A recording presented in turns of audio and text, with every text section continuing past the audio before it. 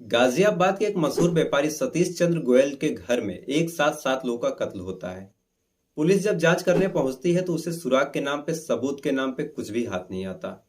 लाख मशक्कत करती है, रिश्तेदारों से पूछताछ करती है, सब कुछ करती है, और उसे बस सुराग के नाम पे फिर कहीं से एक बूंद खून मिलता है। और उसी एक बूंद खून की वजह से पुलिस ने पूरे मामले को, पूरे 7 खून के इस मामले को सॉल्व किया और इस रहस्य से पर्दा उठाया कि कातिल कौन था और कत्ल क्यों किया। नमस्कार, आदाब, जय हिंद, वंदे मातरम। मैं आपका अपना ठाकुर प्रखर सिंह। आज जिस कहानी के साथ मैं हाजिर हुआ हूँ, इस कहानी की वजह से, इस घटना की वजह से जो उत्तर प्रदेश की सरकार थी उसकी नींव उखड़ते उखड़ते रह गई थी। पूरे देश के व्यापारी सड़क पे आ गए थे। चारों तरफ आक्रोश का, चारों तरफ डर का माहौल था। तो अब सीधा चलते हैं आज की इस कहानी के ऊपर। तो इस कहानी की शुरुआत गाजियाबाद के कोतवाली क्षेत्र के घंटा घर इलाके से होती है, जहाँ पे उस इलाके के सबसे मशहूर व्यापारी सतीश चंद्र गोयल का परिवार रहता था। अब सतीश चंद चूंकि पूरे इलाके के आसपास के मोहल्ले के जो भी आसपास के लोग रहते थे वहां के सबसे बड़े व्यापारी थे, तो जाहिर सी बात है पूरे समाज में इज्जत, सब कुछ था, रुतबा था, रौब था। घर में नौकर चाकर, पैसों की कोई कमी नहीं। परिवार भी काफी धार्मिक था, सब लोग राजी खुशी रहते थे। ना कोई कलह थी, ना कोई किसी से दुश्मनी, ना कोई किसी से ज्यादा मतलब, बस अपने व्यापार से मतलब, अपने काम धंधे से मतलब। बस यही था कि सतीश चंद्र जी को किडनी की दिक्कत थी और उन्हें किडनी अपनी बदलवानी थी, उसे ट्रांसप्लांट करवाना था। अब किडनी के साथ साथ इनके पास शुगर की भी समस्या थी। अब इन्हें चूंकि जो किडनी है उसे बदलवानी थी, इसलिए इनका जो शुगर था वो कंट्रोल में आना चाहिए था। तो ये बराबर परहेज करते थे, दवाइयाँ लेते थे, सब कुछ लेते थे, इंसुलिन की सुइयाँ लगवाते थे। और आमतौर पे जो ऐसे बड़े व्यापारी होते हैं वो, या फिर बड़े लोग होते हैं, उनके जो डॉक्टर होते हैं, जो केयर करने वाले होते हैं, वो बड़े फिक्स होते हैं, बड़े टाइम के पाबंद होते हैं कि इतने बजे आना, इतने बजे जाना। 8 बजे इंजेक्शन लगनी है तो वही होगा, 9 बजे खाना खाना है। तो इनका भी सब कुछ समय का बड़ा पाबंद होता था। और जो इनकी इंसुलिन की सुइयाँ थी वो सुबह 8 बजे लग जाती थी। डॉक्टर या तो खुद आता या तो अपने किसी असिस्टेंट को भेजता। तो 22 मई 2013 को भी ऐसा ही कुछ होता है। डॉक्टर सुबह सुबह अपने कंपाउंडर से कहता है कि जल्दी जाओ और उनको सुई लगा के आओ, क्योंकि 8 बज गए, अगर लेट हुआ है, देरी हुई तो गुस्सा होंगे। क्योंकि वो समय के बड़े पाबंद हैं, उन्हें नाश्ता करके फिर व्यापार पे अपने निकलना होगा। तो जो कंपाउंडर है वो भी बात समझ जाता है और दौड़ते दौड़ते जल्दी से इनके घर पहुंचता है। दरवाजे पे बेल बजाता है। अब बेल बजाता है तो आमतौर पे अंदर से कोई ना कोई आ जाता था रिसीव करने, लेकिन 1 मिनट बीतता, 2 मिनट बीतता, कोई आता नहीं। अब कंपाउंडर को थोड़ा सा अजीब लगता है कि घर में इतने लोग रहते, नौकर चाकर रहते, कोई आ क्यों नहीं रहा है। दोबारा बेल बजाता है, दोबारा भी कोई नहीं आता। तो फिर वो दरवाजा खटखटाने के लिए जब दरवाजे पे हाथ मारता है तो देखता है कि दरवाजा अंदर से खुला होता है। और हाथ जब मारता है तो दरवाजे पे धक्का लगता है, दरवाजा अंदर की ओर खुल जाता है। अब चूंकि ये भी अक्सर आता रहता था तो ये भी एक तरह से घर का सदस्य जैसा हो गया था। तो इसने कुछ सोचा विचारा नहीं, डायरेक्ट अंदर कमरे में मालिक को खोजने के लिए चला गया। और जब ये अंदर जाके देखता है तो अंदर इसे जो नज़ारा दिखता है उसे देखने के बाद इसकी आंखें फटी की फटी रह गई। ये देखता है कि बिस्तर पे औदे मुंह सतीश चंद्र की लाश, बॉडी खून से लथपथ पड़ी हुई थी। शरीर से इतना ज्यादा खून बह चुका था कि उसने, सतीश ने कौन से कलर का कपड़ा पहना था ये भी पहचानना मुश्किल हो रहा था, इतना ज्यादा खून।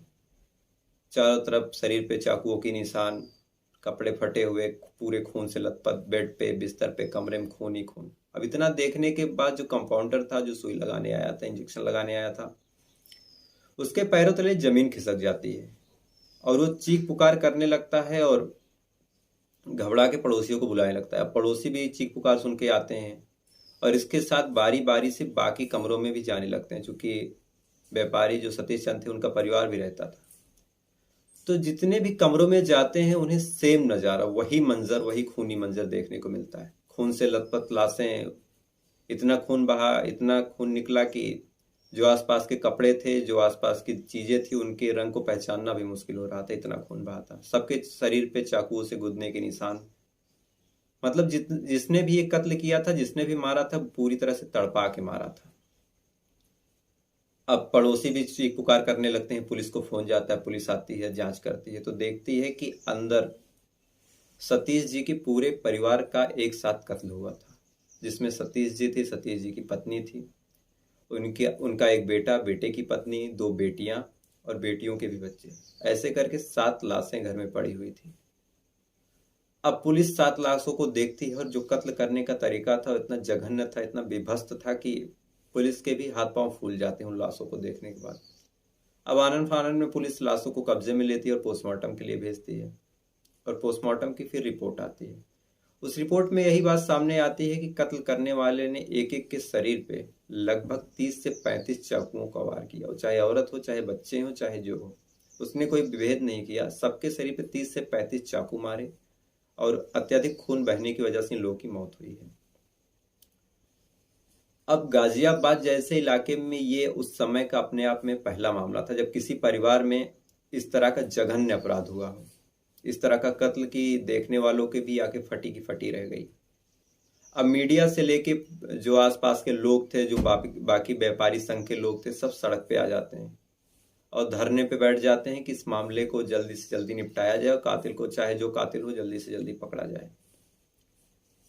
अब बात धीरे धीरे बढ़ने लगती है। जो गाजियाबाद से निकल के उत्तर प्रदेश भर में फैलती, उत्तर प्रदेश से पूरे देश में फैलने लगती है। अब राजनीतिक पार्टियां भी इसमें अपना लाभ, जो अपना फायदा वो सेकने की कोशिश करती हैं। केंद्र सरकार ने सीधा सीधा, अखिलेश सरकार थी चूंकि उससे सीधा निशाना साधा और कहा कि आपके राज्य में कुछ ज्यादा ही नहीं, ये अपराध बढ़ते जा रहे हैं। इस तरह के कमेंट्स आने लगे। और पहली बार ऐसा हुआ था कि किसी मामले में उत्तर प्रदेश सरकार की तरफ से अखिलेश यादव ने खुद माइक थामा और on the media, on the record इस बात का ऐलान किया कि जल्द से जल्द इस मामले की जांच की जाए और जो कातिल है उन्हें जल्द से जल्द सजा दी जाए। तो अपने आप में ये भी बेहद चौंकाने वाली बात थी कि एक कत्ल होता है, एक ही परिवार में 7 लोग का कत्ल होता है, फिर ये बात इतनी तूल पकड़ती है कि उस प्रदेश के मुख्यमंत्री को आगे बढ़ के कमान संभालनी पड़ती है। तो पुलिस के ऊपर भी दबाव था, सब कुछ, सारे लोग, सारे मीडिया, सरकार, केंद्र सरकार, सब पुलिस के ऊपर दबाव बनाई हुई थी कि जल्दी से जल्दी इस मामले को निपटाया जाए, इस मामले की जांच की जाए। तो अब पुलिस वाले दिनों रात इस मामले की जांच में लग जाते हैं, लेकिन चाहे जितनी जांच करते हैं, चाहे जितना पूछताछ करते हैं, कुछ भी करते हैं, सबूत के नाम पे, सुराग के नाम पे कुछ भी हाथ नहीं आता। लोगों से, पड़ोसियों से भी, बाकी व्यापार के लोगों से भी पूछा जाता है कि क्या सतीश जी की किसी से दुश्मनी थी या फिर परिवार में किसी की किसी से दुश्मनी, कुछ रंजिश, तो वो भी चीजें सामने नहीं आती न। अब कत्ल होने के लिए तो पहले, सबसे पहले आदमी मोटिव ही खोजता है कि जो कत्ल किया होगा पहले उसका मोटिव मिले, तब जाके कातिल थोड़ा आसान होता है पकड़ना। तो इनकी ना किसी से दुश्मनी थी, ना कोई रंजिश। तो अब पुलिस फिर जहां से शुरू हुई थी वहीं पे आके अटकती है। इस घटना को हफ्तों बीतने को थे, लेकिन न कोई सुराग, न कोई सबूत, न कुछ न कुछ। फिर पुलिस पूछताछ अपने तरीके से करती रहती है। लोगों की कॉल डिटेल, जो उस परिवार के कॉल डिटेल्स थे, उनको खंगालती, उनमें से भी कुछ नहीं कि कोई धमकी मिली हो, कोई कुछ मिला हो, तो वो भी कुछ नहीं मिलता। और जो मारने का तरीका था, जो कत्ल करने का तरीका था, उसे देखने के बाद ये लगता है कि पुलिस को भी लगता है कि जिसने भी मारा जैसे किसी रंजिश, किसी दुश्मनी के तहत मारा। क्योंकि आमतौर पर अगर कोई ऐसे बिना गैर इरादतन हत्या करता या फिर पैसे लेके हत्या करता तो 1-2 बार करता या फिर गले की नस काट के मार देता, लेकिन जो मारने का तरीका था वो बेहद खतरनाक था। तो पुलिस को भी लगता है कि ये किसी रंजिश के तहत ही मारा गया।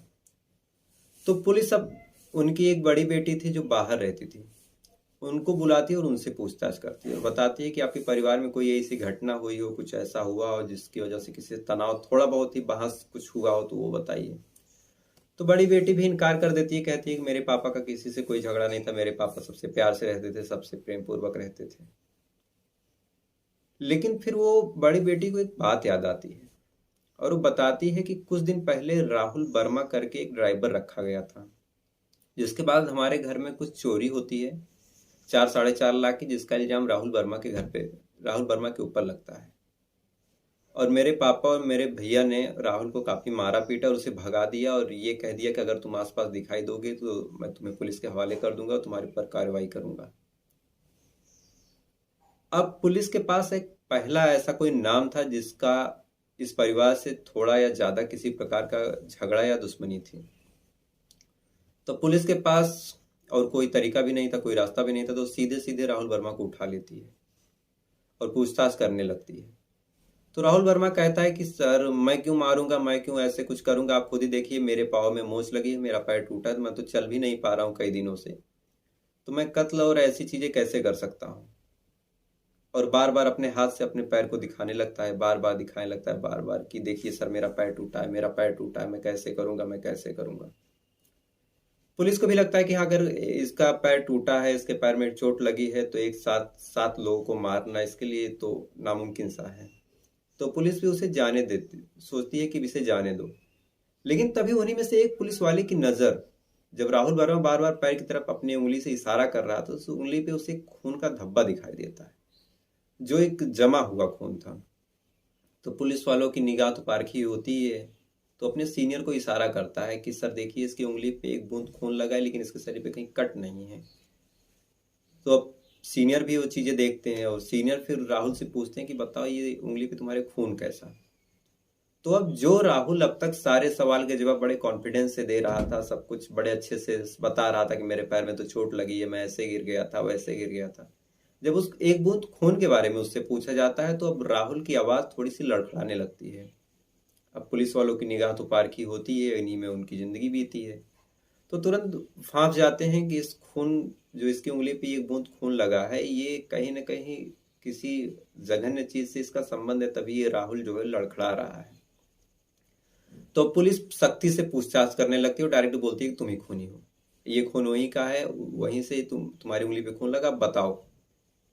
तो ये बातों से मुकरने लगता है, सब कुछ करने लगता है। तो फिर पुलिस वाले राहुल के घर जाते हैं, राहुल के भाई से पूछते हैं कि बताओ इसके पैर में चोट कैसे लगी। तो ये बताता है कि 21 तारीख की रात तक तो ये सही था, और 22 तारीख को ये आता है और देखते हैं, हम भी देखते हैं कि इसके पैर में मोच आई है। अब फिर पुलिस पूछती है बताओ 21 तारीख की रात को राहुल क्या पहना था। तो भाई जो कपड़ा बताता है उसको पुलिस खोजती है, निकालती है खोज के, उस पे ढेर सारे खून के दाग, खून के छींटे, खून के धब्बे लगे हुए थे। अब पुलिस को फिर जांच करने के लिए कुछ बचा नहीं था। अब पुलिस सीधा सीधा राहुल को गिरफ्तार करती है और अपने तरीके से, जो पुलिस का अपना तरीका होता है उस तरीके से पूछताछ करती है।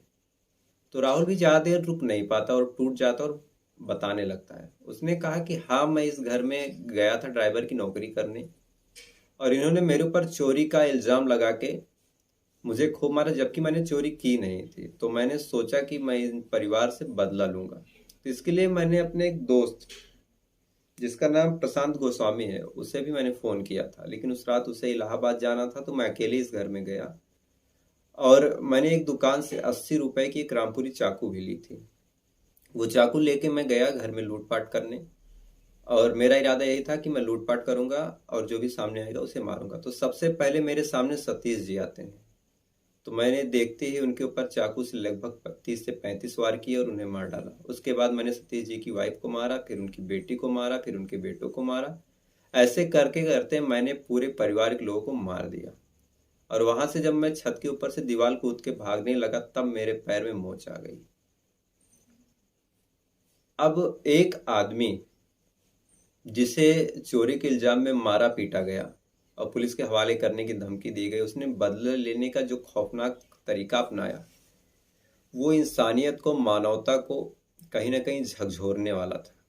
कि अगर आपके ऊपर कोई गलती से इल्जाम लग जाता है तो आप चाहे ज़्यादा से ज़्यादा सफाई दीजिए, पुलिस कंप्लेन कर दीजिए, या फिर ऊपर वाले के भरोसे छोड़ दीजिए। लेकिन अगर ऐसे इल्जाम से निपटने के लिए आप कत्ल जैसे, वो भी ऐसे 7 7 कत्ल, वो भी इतने जघन्य तरीके से करने का रास्ता चुनते हैं, तो ये अपने आप में थोड़ा सा कम समझने वाली बात है कि आप इस तरह से कैसे कर सकते हैं। तो बहरहाल पुलिस के दबाव में और जो आसपास की मीडिया उनके दबाव में इस मामले को 1 महीने के अंदर सुलझा लिया गया, और तब से ये जो राहुल वर्मा है ये जेल में बंद था। और हाल में ही 9 जुलाई 2022 को, इसी साल 2022 को, इस मामले में जो कोर्ट है उसने अपना फैसला दिया और कहा कि ऐसे जघन्य अपराधी को इस दुनिया में रहने का कोई अधिकार नहीं, और इसे रस्सी से, इसे फांसी के फंदे पे तब तक लटकाया जाए जब तक इसकी जान न निकल जाए। अब अपने आप में ये भी एक थोड़ा सा चौंकाने वाली बात कि एक आदमी जिसने अपना एक बालिया जुर्म कर लिया, कत्ल है, सब कुछ है, 7 7 कत्ल में, फिर भी सजा पाने में उसे 7 साल से ज्यादा का वक्त लगता है। वो भी लोअर कोर्ट ने ऐसी सजा दी है। अभी हाई कोर्ट, सुप्रीम कोर्ट जाते जाते शायद कई साल और बीत जाए। तो ये भी अपने आप में बेहद चौंकाने वाली बात है। तो फिलहाल आज की कहानी में बस इतना ही।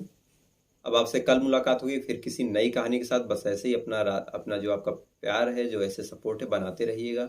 कोई भी गलती हुई हो, कोई भी त्रुटि हुई हो, अभी चूंकि नया हूँ, कोई भी बात ऐसी जो आप मुझे बताना चाहें, जो मैं सुधार सकता हूँ, प्लीज़ आप कमेंट करके बताइए। और वीडियो आपको अच्छी लगी हो तो वीडियो को लाइक कीजिए, अपने दोस्तों के साथ भी शेयर कीजिए, सब्सक्राइब कीजिए। कल फिर मिलते हैं। जय हिंद, वंदे मातरम।